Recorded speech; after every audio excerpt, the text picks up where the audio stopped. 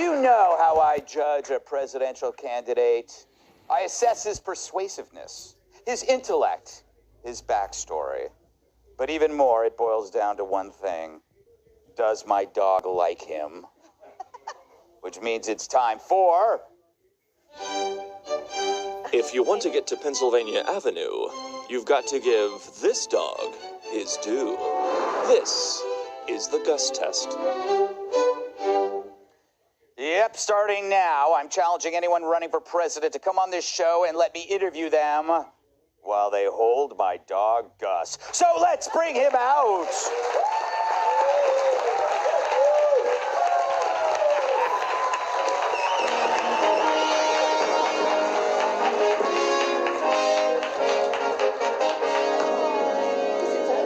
Yeah, hold on to him, Vivek. There you go. There you go. He wants so badly to get away from you. This is not a good sign. This is not a good sign. Oh, he wants Jamie to be president. He wants Jamie.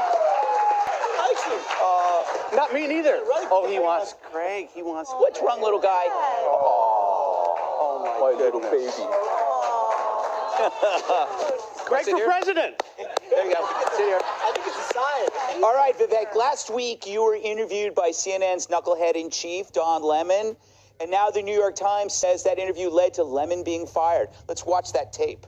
The lessons that we still learned. aren't allowed to enjoy the freedoms. I disagree with you on that, Don. I disagree with you. I think you're doing a disservice to our country by failing to recognize the fact that we have equality before the law. When you are in black skin and you live in this country, then you can disagree with me. Well, here's where you and I have a different point of view. I think we should be able to express our views regardless of the color of our skin. We should have this debate I'm not saying you without me shouldn't express regarding your you as a views, but I black think it's man, insulting that but you're me regarding sitting you here, as a fellow citizen. that you're That's what I sitting think we should here, see. whatever ethnicity you are, explaining to me Whatever ethnicity I am, about I'll what tell it's you. like to be black Whatever in America. ethnicity I am, I'll tell you what I am. I'm an Indian American. I'm proud of it. But I think we should have this debate. Black, white, doesn't matter. Oh, he took that so personally, and then he got fired. Yeah, he did. What do you, I brought some, give you some lemons. You make some lemonade. There you go. Squeeze a little There you go. You got your silly little joke Yeah, in. I did. All right, now, I was ready for that Jamie, give him back over there. Let's bring it in. Bring it in. You've got to get the. You I got it. Gus. Come on, Gus. Come on, Gus. Let's get over here. Oh, there you go. So, what do you think about what's your plan when you debate Trump? Yeah, look, I'm just going to call it like it is. Yeah. You had a chance to do what you were going to do, and we'll let the. I'm going to let Gus out on the stage. Yes. And you know, I'm going to give him credit for what he did. Yeah. You know, he took the country America First agenda as far as he was going to take it. We're going to take it to the next level. And you know what I tell people is, Greg, is America First doesn't belong to Donald Trump. Yeah. It doesn't belong to me. Mm-hmm. It belongs to the people of this country, actually. Right. We remember that it was, nobody owns it. What would you do about crime when it's such a city problem and no one's really done anything? Well, I think snacks for him. Oh, he found him. He found him. Found the snacks. He found the So you're snacks. supposed to hide the snacks around That's your right, body. That's what I right. do. You know, so here's the funny thing is my wife and I actually have a deal. Yeah. I'll be honest with you. I'm not the dog person in the family. She's been wanting to get a dog. I vetoed it, but she said that if you make me move to Washington, D.C. to the White House, we're getting a dog. So I Yeah. think the chances are we're going to get a Frenchie now.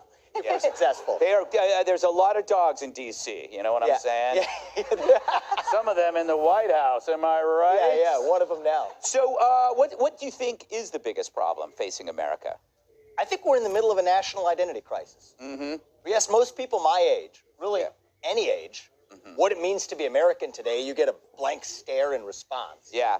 That's a problem. They replaced patriotism with identity. They did. Everybody's into who or what they are and not what they belong to. Right. Race, gender, sexuality, climate. Mm-hmm. I think we can revive the individual, family, the nation, God.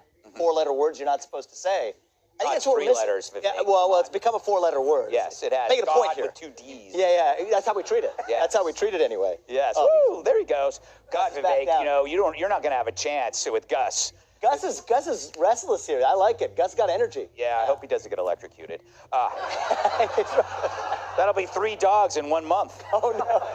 So, how would you deal with the fentanyl crisis? I believe I know that you've got a pretty aggressive stance. Yeah, look, I think that we shouldn't apologize for this. We have a problem on the southern border. Chinese manufactured fentanyl coming from, I'm not even kidding this, Wuhan. It's coming all the way over here. Yeah. So I'd put the military on the border, and I would use our military to annihilate the drug cartels. I don't know why that's a problem. We've done that with, like, terrorists and it's a terrorist kind of thing. Bin Laden, Soleimani. If we can do it over there, we can do it to the drug cartels south of our own border. Gus, what do you think about that? Do you think that that's the solution for our drug problem? We're going to let the dogs out on them. Yeah. Nicely done. What about immigration? You notice that you see Mayor Adams now suddenly sounding like Donald Trump now that he has to come face to face with being a sanctuary city. What would you do? So, I believe use our military to secure our own border. If we can use it to secure somebody else's border halfway around the world, we can use it to secure our own southern border. So it's not just building the wall.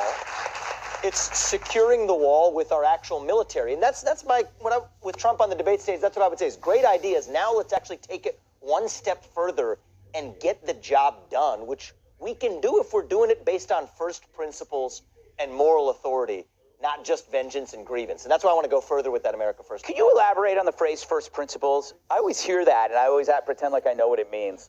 It means like gravity. Well, it's like the basic ideas that set the nation into motion. Yeah. Merit is a principle. Free speech is a principle. Rule of law, we were about to talk about. Basic principle. The idea, we're talking about this with Biden, the people who we elect to run the government ought to be the ones who actually run the government, not this managerial bureaucracy that runs the show. Those are basic American principles. I think the last president we had that tied his policies to actual principle, the why, was Ronald Reagan. I think we have missed that in this country for a long time. I'm the first millennial actually running for U.S. president ever as a Republican. And I'm doing it as a member of my generation. I'm tying this to the why for the next generation. Yeah. That's amazing because it's almost like the millennials just got skipped, right? You know, on everything. They kind of got screwed. Joe, are you a millennial? Generation X, but we didn't do much better. Yeah, that's true. Yeah. And Biden's over twice my age and then some, but it's not just an age thing. It's an ability to channel this to young people in this country, and that's what I'm trying to do in the race. Well, I think Gus is giving you a thumbs up, or he just crapped on my shirt. Gus, what do you think? Any questions? I think he's good. All right. Go away. Thank you, Vivek. Good sport on our. That was fun. That was fun. He was great. Yeah, he was great. Our inaugural dog